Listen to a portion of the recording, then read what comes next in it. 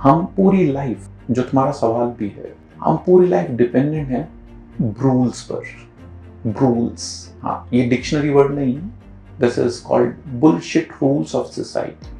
कुछ चीजें हमारे अंदर इम्प्लांट की जाती हैं, और जो चीजें हमारे अंदर इम्प्लांट की जाती हैं वो इतनी लाउड होती हैं और इतनी बोल्ड होती हैं कि कभी हम अपने ऑथेंटिक सेल्फ को भी नहीं सुन पाते।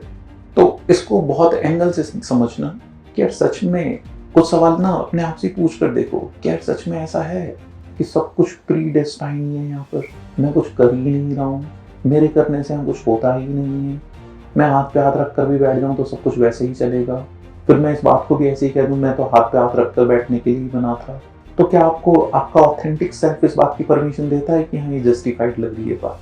छोड़ दो सारी चीजें जो यहाँ पढ़ाई गई हैं, जहाँ सुनाई गई हैं, छोड़ दो इस बात को भी कि मैं क्या सुना रहा हूँ, मैं क्या पढ़ा रहा हूँ, छोड़ दो।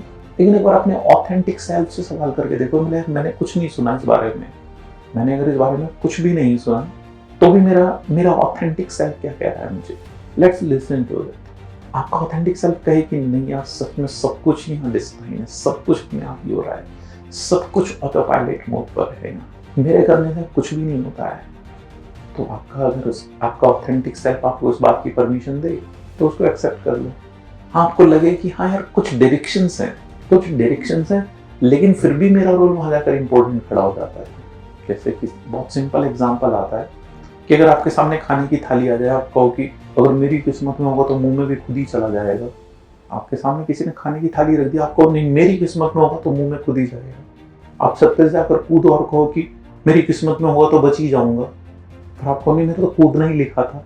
यार जा तुम रहे हो तो अपने आप को, हमारे पास कंट्रोल था ना कि अपने आप को रोक सको। ये चॉइस तुम ही कर रहे हो ना, जाऊं, ये चॉइस तुम ही कर रहे हो ना, रोक लूं। आज क्लास में तुम आए, तुम चाहते तो नहीं आते ना, तुम चाहते तो अपने आप को रोक सकते थे ना कि सवाल ना पूछने के। बस चीजों को समझने के लिए हमें अपने आप को एज एन इंस्ट्रूमेंट देखना है और अपने ऑथेंटिक सेल्फ को सबसे ज्यादा वैल्यू करना है।